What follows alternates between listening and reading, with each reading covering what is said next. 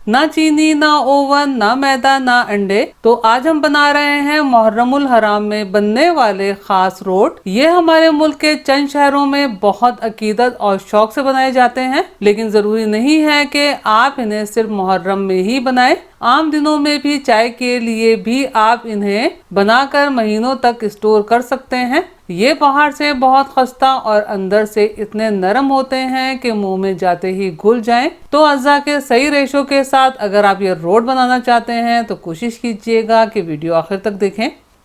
बिस्मिल्लाहिर्रहमानिर्रहीम। अस्सलाम वालेकुम फ्रेंड्स, उम्मीद है आप सब खैरियत से होंगे। आप सबके कमेंट से तो अंदाज़ा होता ही है कि आप सबको मेरा काम बहुत पसंद आता है, लेकिन आप लोग वीडियो को लाइक करना भूल जाते हैं। तो प्लीज़ वीडियो को लाइक कीजिए और अगर चैनल पर नए हैं तो सब्सक्राइब करना मत भूलिएगा और अपने दोस्त अहबाब में ये वीडियो शेयर करना तो बिल्कुल भी मत भूलिएगा। रोट गुड़ में ही बनाए जाते हैं, तो यहाँ रिवायती रोट बनाने के लिए हम गुड़ का इस्तेमाल कर रहे हैं। तो यहाँ पैन में मैंने 1 कप यानी कि 200 ग्राम क्रश किया हुआ गुड़ शामिल किया है और सिर्फ हाफ कप पानी शामिल किया है।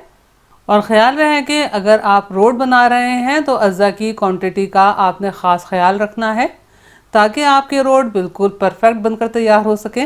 यहाँ हमने एक तार की या गाढ़ी चाशनी तैयार नहीं करनी, बस मीडियम टू लो फ्लेम पर इतना पका लेना है कि ये गुड़ मेल्ट हो जाए। आप देखिए गुड़ तकरीबन मेल्ट हो गया है। अगर आपको तले पर थोड़ा गुड़ नज़र आ रहा है, जब ये चाशनी ठंडी होगी तो ये बाकी गुड़ भी मेल्ट हो जाएगा। रोट बनाने के प्रोसेस में हमने घी का इस्तेमाल करना है। अब आपकी मर्ज़ी है कि आप देसी घी का इस्तेमाल करें या डालडा घी का।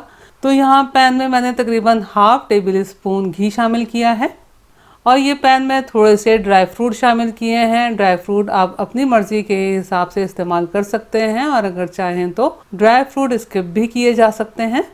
लो फ्लेम पर ड्राई फ्रूट फ्राई कर लिए हैं। अब इन्हें मैं प्लेट में निकाल लूँगी और जब ये रूम टेम्परेचर पर ठंडे हो जाएंगे तो इन्हें मैं पीस लूँगी। अब इसी पैन में 1 कप सूजी शामिल करेंगे और ख्याल रहे कि आपने बारीक सूजी का इस्तेमाल करना है। अगर आपके पास बारीक सूजी ना हो तो परेशान होने की ज़रूरत नहीं है। सूजी को ग्राइंडर जार में डाल के हल्का सा पीस लीजिएगा। इस सूजी को हमने बिल्कुल हल्की आंच पर भूनना है। ख्याल रहे कि इसका रंग तब्दील नहीं होना चाहिए, बस हल्की सी खुशबू आने तक भूनना है ताकि इसका कच्चापन दूर हो जाए और दाना अच्छी तरह से खुल सा जाए। सूजी भून लेने के बाद अब इसे एक बोल में ट्रांसफ़र कर देते हैं और इसे साइड पे रखते हैं। अब इसी पैन में 1 कप सूजी के हिसाब से 1.5 कप गंदम का आटा शामिल करेंगे।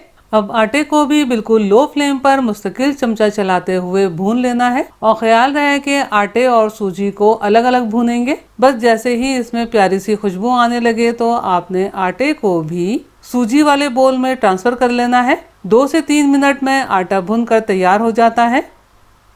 आटे को बोल में सूजी के साथ शामिल कर लेने के बाद अब इस तरह से फैला देंगे और इसे रूम टेम्परेचर पर ठंडा होने देंगे।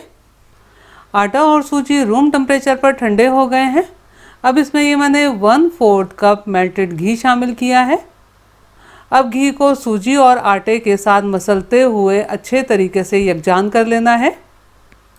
आप देखिए घी आटे और सूजी में बहुत अच्छे तरीके से मिक्स हो गए हैं।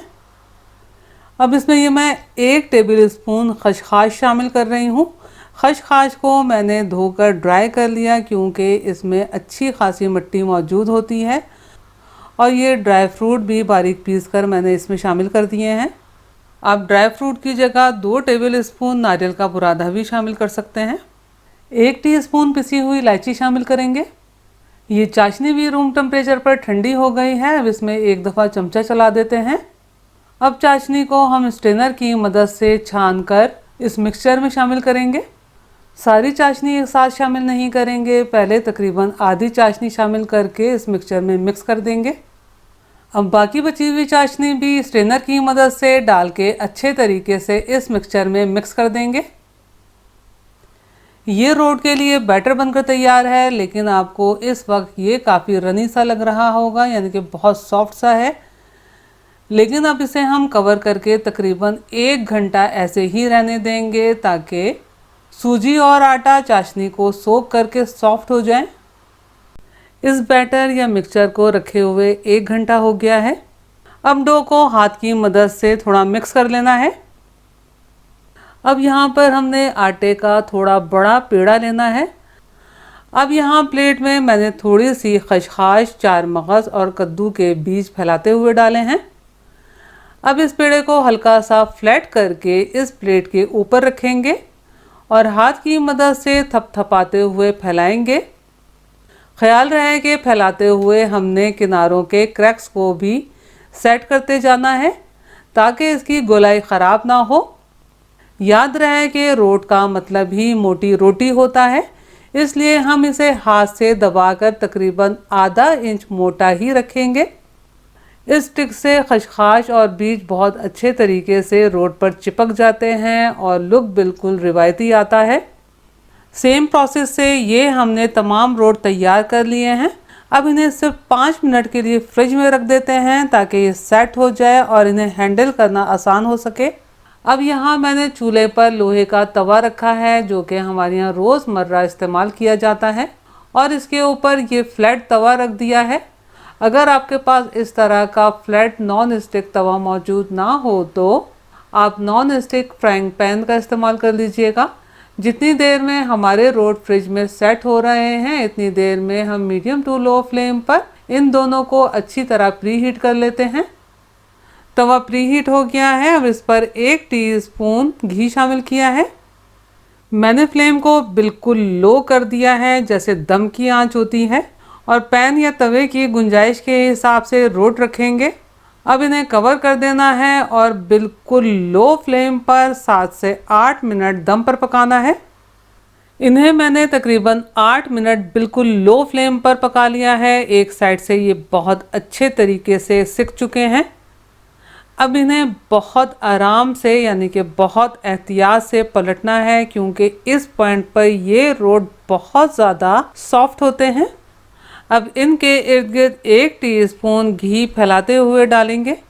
अब पैन को कवर करके मज़ीद तकरीबन 7 से 8 मिनट बिल्कुल लो फ्लेम पर दम पर पकाना है।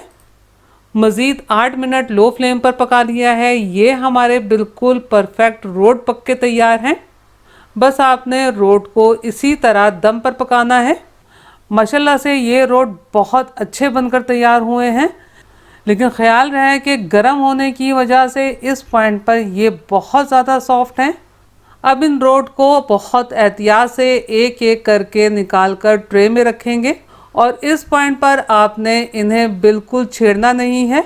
जैसे ही ये रूम टेम्परेचर पर बिल्कुल ठंडे हो जाएंगे तो ये खुद ब खुद बिल्कुल परफेक्ट सेट और खस्ता हो जाएंगे। इन्हें आप रूम टेम्परेचर पर बिल्कुल ठंडा करके एयर टाइट कंटेनर में 2 हफ्ते के लिए रूम टेम्परेचर पर स्टोर कर सकते हैं और 1 से 1.5 महीना फ्रिज में रखकर स्टोर किए जा सकते हैं। मैंने आपको रोट बहुत अच्छे तरीके से बनाना बताया है, तो आप ये रेसिपी ज़रूर ट्राई कीजिएगा और मुझे कमेंट्स करके बताइएगा कि आपको मेरी ये रेसिपी कैसी लगी। अल्लाह हम सब का दस्तरख्वान हलाल रिस्क से वसी तर फरमाए, आमीन। मुझे और मेरी फैमिली को भी अपनी दुआओं में याद रखिएगा। अपना बहुत ख्याल रखिएगा। अगली रेसिपी की वीडियो तक के लिए अल्लाह हाफिज़।